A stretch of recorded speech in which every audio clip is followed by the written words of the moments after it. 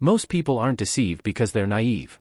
They're deceived because they overlook the warning signs, the charm, the timing, the carefully designed questions that seem harmless but are actually traps. Liars rarely advertise themselves with obvious signals. They don't always avoid eye contact. They don't always stumble or act nervous. The most effective liars often sound curious, caring, even supportive.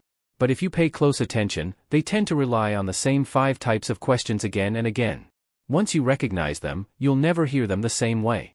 So today, we're breaking down the 5 manipulative questions liars commonly use, why they use them, and how you can avoid getting caught in their web. Because truth isn't just about what someone says, it's about how and why they say it. Let's dive in. First, why would I lie to you? It sounds like a sincere appeal, but it isn't. It's deflection disguised as innocence. When someone asks this, they're not trying to explain their behavior, they're trying to make you feel guilty for questioning them in the first place. It's emotional redirection, playing on your trust. Instead of addressing your concerns with facts or evidence, they try to shame you into dropping your doubts entirely. And when you fall for it, you stop questioning. You start doubting your instincts. You give them another free pass. So what should you do instead? Don't debate the question. Reply with, "That's exactly what I'm trying to figure out." It keeps the focus on facts rather than your emotions. Because someone who is genuinely honest won't be offended by your questions, they'll welcome them. Second, who told you that? It may sound harmless, even curious. But it's not about understanding, it's about control. When a liar asks this, they aren't seeking truth. They're searching for names, for threats, for ways to isolate or discredit whoever exposed them. They want to shift attention away from their actions and onto someone else. Suddenly, the issue isn't what they did, it's who revealed it. That's classic manipulation. So what's the better response? Don't reveal your source.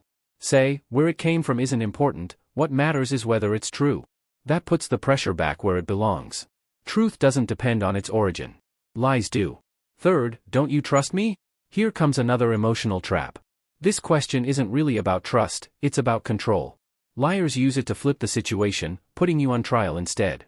Now you're defending your lack of trust instead of asking them to earn it. But here's the reality, trust isn't automatic. It isn't something owed by default.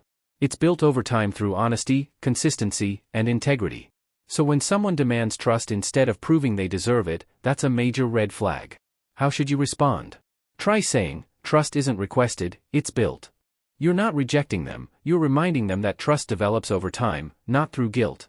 If they respect you, they'll understand. If they're lying, they'll feel the pressure.